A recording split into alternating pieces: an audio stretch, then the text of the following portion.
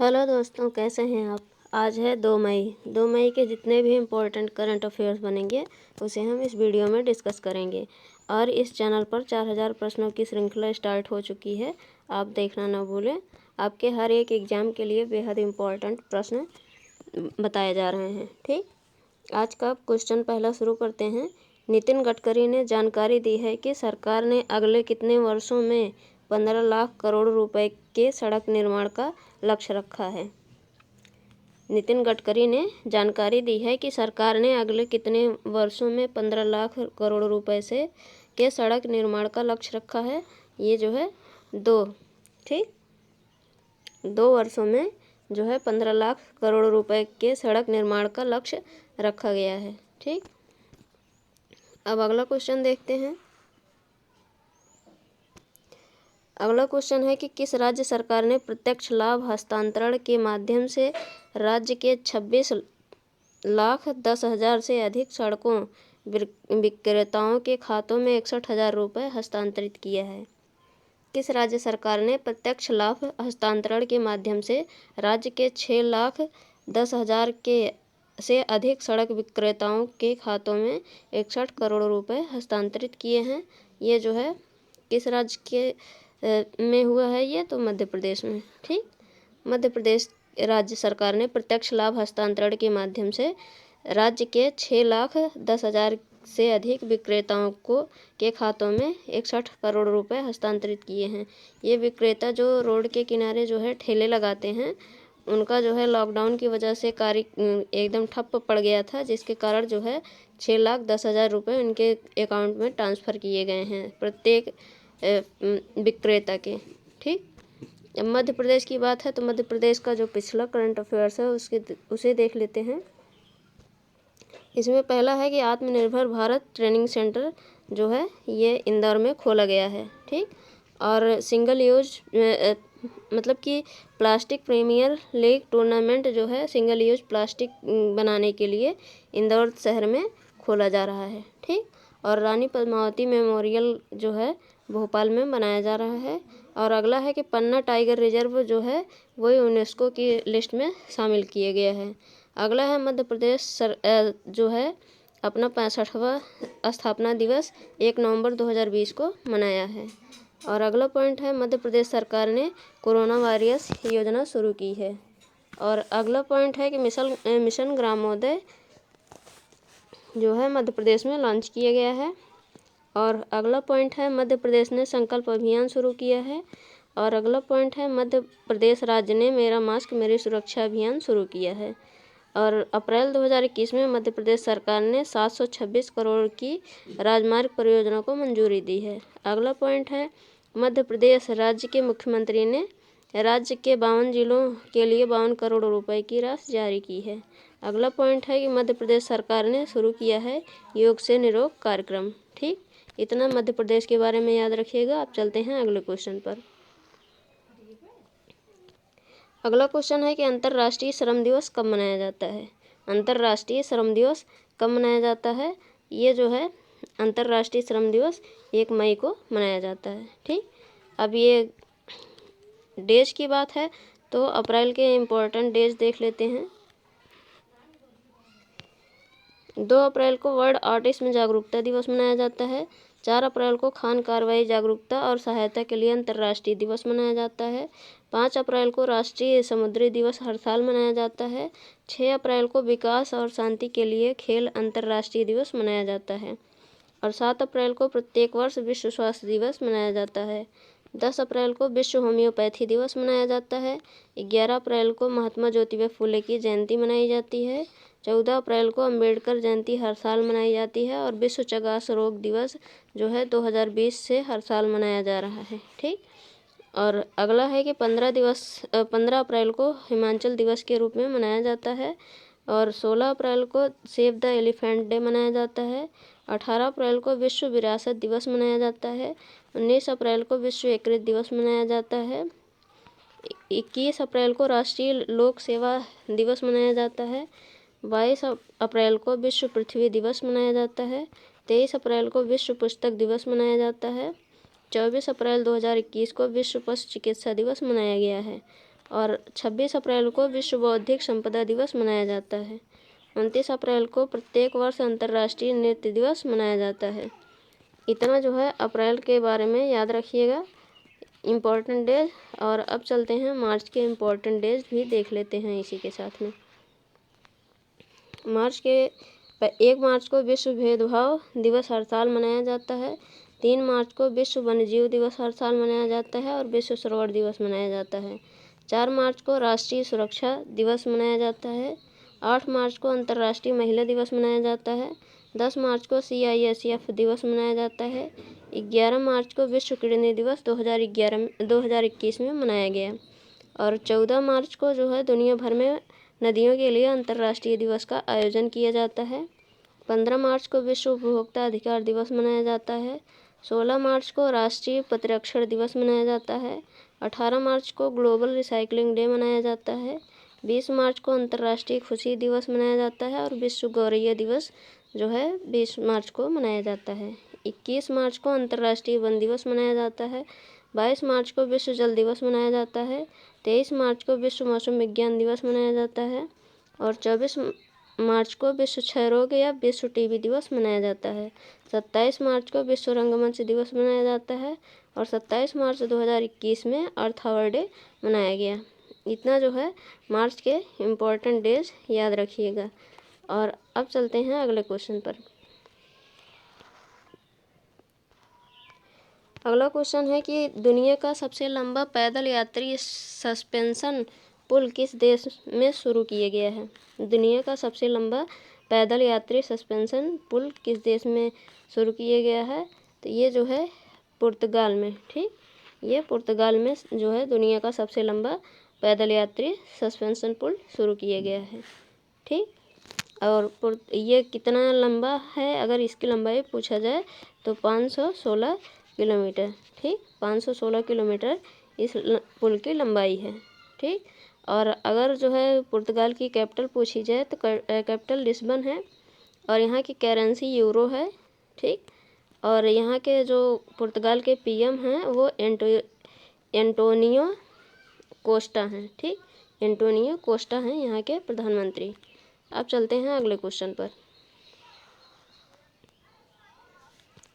अगला क्वेश्चन है कि कोविड संबंधी जटिलताओं के कारण अप्रैल 2021 में दीपक त्रिवेदी का निधन हो गया। वे किस राज्य के IAS एसोसिएशन अध्यक्ष थे? कोविड संबंधी जटिलताओं के कारण अप्रैल 2021 में दीपक त्रिवेदी का निधन हो गया। वे किस राज्य के IAS एसोसिएशन अध्यक्ष थे? ये किस राज्य के थे? तो उत्तर प्रदेश के। ठीक, उत्तर प्रदेश के जो है ये IAS एसोसिएशन अध्यक्ष थे दीपक त्रिवेदी। ठीक, अब चलते हैं अगले क्वेश्चन पर। अगला क्वेश्चन है कि किस देश ने अपने 4 उत्तरी सैन्य ठिकानों का उन्नयन करने के लिए $580 मिलियन खर्च करने की घोषणा की है? किस देश ने अपने 4 उत्तरी सैन्य ठिकानों का उन्नयन करने के लिए $580 मिलियन खर्च करने की घोषणा की है? तो ये किसने की है?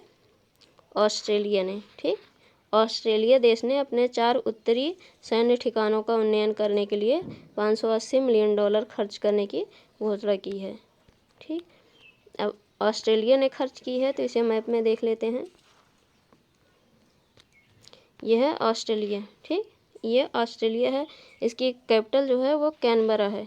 ऑस्ट्रेलिया की कैपिटल कैनबरा है और करेंसी जो है ऑस्ट्रेलियन डॉलर है और यहाँ के प्रधानमंत्री जो हैं स्कॉट मॉरिसन हैं। ठीक, अब चलते हैं अगले क्वेश्चन पर। अगला क्वेश्चन है कि किस तारीख को हर साल महाराष्ट्र दिवस और गुजरात दिवस के रूप में मनाया जाता है? एक ही दिन जो है मतलब कि एक ही तारीख को महाराष्ट्र और गुजरात की स्थापना हुई थी, इसलिए जो है गुजरात और महाराष्ट्र दोनों का स्थापना दिवस एक ही दिन मनाया जाता है। तो ये किस दिन मनाया जाता है? 1 मई को। 1 तारीख को 1 मई को हर साल महाराष्ट्र और गुजरात दिवस मनाया जाता है। ठीक, अब इम्पॉर्टेंट डेज हम जो है इसके पहले कवर कर चुके हैं। अब अगले क्वेश्चन पर चलते हैं। अगला क्वेश्चन है कि अप्रैल 2021 में भारत ने कितने क्षेत्रों से फोम बनाने के में इस्तेमाल होने वाले रसायन और आयात पर एंटी डंपिंग शुल्क लगाया है। अप्रैल 2021 में भारत ने कितने क्षेत्रों से फोम बनाने के में इस्तेमाल होने वाले रसायन के आयात पर एंटी डंपिंग शुल्क लगाया है। ये जो है 4 क्षेत्रों पर। ठीक, अप्रैल 2021 में भारत ने 4 क्षेत्रों से फोम बनाने में इस्तेमाल होने वाले रसायन के आयात पर एंटी डंपिंग शुल्क लगाया है। अब चलते हैं अगले क्वेश्चन पर। अगला क्वेश्चन है कि आंध्र प्रदेश ने जल जीवन मिशन के तहत चालू वित्त वर्ष 2021-22 में कितने नल जल कनेक्शन देने की योजना बनाई है। आंध्र प्रदेश ने जल जीवन मिशन के तहत चालू वित्त वर्ष 2021-22 में कितने नल जल कनेक्शन देने की योजना बनाई है। ये जो है 32,47,000 जो है नल जल कनेक्शन देने की योजना बनाई है आंध्र प्रदेश ने 2020-21 में। ठीक, और नल का जल कनेक्शन जो है इसकी शुरुआत जो है 2019 में हुई थी। ठीक, 2019 में हुई थी इसकी शुरुआत, और इसका मुख्य ध्येय है कि सभी ग्रामीण घरों में जो है नल का जल उपलब्ध कराया जाए। ठीक, अब अगला क्वेश्चन देखते हैं। अगला क्वेश्चन है कि अप्रैल 2021 में कोविड के कारण अरुण कुमार सिंह का निधन हो गया। वह निम्नलिखित में से किस राज्य से थे। अप्रैल 2021 में कोविड के कारण अरुण कुमार सिंह का निधन हो गया। वह निम्नलिखित में से किस राज्य से थे। ये जो है बिहार के थे। ठीक, अप्रैल 2021 में कोविड के कारण अरुण सिंह का निधन हुआ। ये जो है बिहार राज्य से थे। अब अगला क्वेश्चन देखते हैं। अगला क्वेश्चन है कि हाल ही में इंडिया बैंक ने प्रतिस्पर्धी बाजार दरों पर निर्बाध दूरसंचार सेवाएं प्रदान करने के लिए किसके साथ समझौता किया। हाल ही में इंडियन बैंक ने प्रतिस्पर्धी बाजार दरों पर निर्बाध दूरसंचार सेवाएं प्रदान करने के लिए किसके साथ समझौता किया। तो भारत संचार निगम लिमिटेड के साथ। ठीक, भारत संचार निगम लिमिटेड के साथ जो है इंडियन बैंक ने जो है समझौता किया है। और इंडियन बैंक के बारे में देख लेते हैं। इसका मुख्यालय जो है चेन्नई में स्थित है। ठीक, और इसके CEO जो हैं वो पद्माजा चंद्रू हैं। ठीक, पद्माजा चंद्रू हैं। और भारत संचार निगम लिमिटेड BSNL का फुल फॉर्म है भारत संचार निगम लिमिटेड। इसके जो CEO हैं प्रवीण कुमार पुरवार।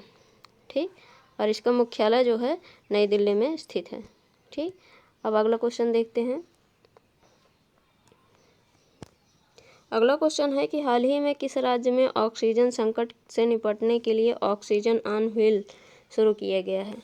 किस राज्य में ऑक्सीजन संकट से निपटने के लिए ऑक्सीजन ऑन व्हील शुरू किया गया है। ये हरियाणा में शुरू किया गया है। ठीक, ये है ऑक्सीजन ऑन व्हील। ये ट्रकों पर जो है ये ऑक्सीजन सिलेंडर लाद कर लेके जाया जाता है, और ये एक अभियान है यहाँ का। देश भर में बढ़ती ऑक्सीजन की कमी के मद्देनज़र करनाल प्रशासन हरियाणा ने कोविड-19 महामारी और ऑक्सीजन संकट के खिलाफ लड़ाई में अस्पतालों की सहायता के लिए ऑक्सीजन ऑन व्हील की शुरुआत की है। ठीक, और इसका उद्देश्य कोविड रोगियों का इलाज करने वाले अस्पतालों को चिकित्सा ऑक्सीजन की निर्बाध आपूर्ति सुनिश्चित कराना है। अब अगला क्वेश्चन देखते हैं। अगला क्वेश्चन है कि हाल ही में किसे एक्सिस बैंक के प्रबंध निदेशक और CEO के रूप में फिर से नियुक्त किया गया है। किसे एक्सिस बैंक के प्रबंध निदेशक और CEO के रूप में फिर से नियुक्त किया गया है। अमिताभ चौधरी को। ठीक, अमिताभ चौधरी को जो है एक्सिस बैंक के प्रबंध निदेशक और CEO के रूप में फिर से नियुक्त किया गया है। और अमिताभ चौधरी का दूसरा 3 साल का कार्यकाल 1 जनवरी 2022 से शुरू होकर 31 दिसंबर 2024 तक रहेगा। और चौधरी को पहली बार 1 जनवरी 2019 से प्रभावी 31 दिसंबर 2021 तक की 3 साल की अवधि के लिए एक्सिस बैंक के MD और CEO के रूप में नियुक्त किया गया था। अब एक्सिस बैंक के बारे में देख लेते हैं। इसका मुख्यालय मुंबई में है और इसकी स्थापना 1993 में हुई थी। ठीक, अब अगला क्वेश्चन देखते हैं। अगला क्वेश्चन है अंतर्राष्ट्रीय श्रम दिवस इंटरनेशनल लेबर डे मई दिवस या अंतर्राष्ट्रीय श्रमिक दिवस कब मनाया जाता है। इसका जो है कई नाम है, चाहे अंतर्राष्ट्रीय श्रम दिवस या इंटरनेशनल लेबर डे या फिर मई दिवस या अंतर्राष्ट्रीय श्रमिक दिवस, किसी भी नाम से पूछा जा सकता है।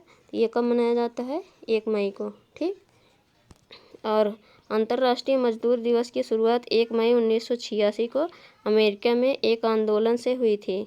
इस आंदोलन के दौरान अमेरिका के मजदूरों ने काम करने के लिए 8 घंटे का समय निर्धारित किए जाने को लेकर आंदोलन पर चले गए थे। और अगला पॉइंट है कि 1 मई 1986 के दिन मजदूर लोग रोजाना 15-15 घंटे काम कराए जाने और शोषण के खिलाफ पूरे अमेरिका में सड़कों पर उतर आए थे। इस दौरान कुछ मजदूरों पर पुलिस ने गोली चला दी थी, जिसमें कई मजदूरों की मौत भी हो गई थी और 100 से ज़्यादा लोग घायल हो गए थे।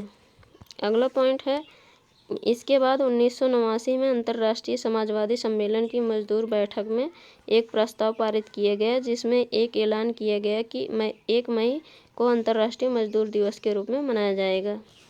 और 1 मई 1986 से जो है ये मजदूर दिवस मनाया जाने लगा। ठीक, अब अगला क्वेश्चन देखते हैं। अगला क्वेश्चन है कि मई 2021 में उत्तरी अटलांटिक संधि संगठन North Atlantic treaty organization NATO ने किस संस्थान पर संयुक्त सैन्य अभ्यास डिफेंडर यूरोप 21 शुरू किया है। ये अल्बानिया में शुरू किया गया है। ठीक, मई 2021 में उत्तरी अटलांटिक संधि संगठन ने जो है अल्बानिया स्थान पर संयुक्त सैन्य अभ्यास डिफेंडर यूरोप 21 शुरू किया है। ठीक, और उत्तरी अटलांटिक संधि संगठन ने संयुक्त राज्य अमेरिका और अन्य देशों के हजारों सैन्य बलों के साथ अल्बानिया में संयुक्त सैन्य अभ्यास डिफेंडर यूरोप 21 शुरू किया है, जो पश्चिमी बाल्कन में द्वितीय विश्व युद्ध के बाद से पहले बड़े पैमाने पर अभ्यास है। ठीक, और अगला है कि डिफेंडर यूरोप बड़े पैमाने पर अमेरिकी सेना के नेतृत्व वाला प्रकृति में रक्षात्मक और निवारक आक्रामकता पर केंद्रित एक वार्षिक बहुराष्ट्रीय अभ्यास है, जो इस वर्ष नाटो के साथ परिचालन तत्परता और अंतर्निर्माण पर केंद्रित है। ठीक, अब अगला क्वेश्चन देखते हैं। अगला क्वेश्चन है कि बजाज ऑटो के नए अध्यक्ष कौन बने हैं। बजाज ऑटो के नए अध्यक्ष कौन बने हैं? ये नीरज बजाज बने हैं। ठीक, नीरज बजाज जो हैं बजाज ऑटो के नए अध्यक्ष बने हैं।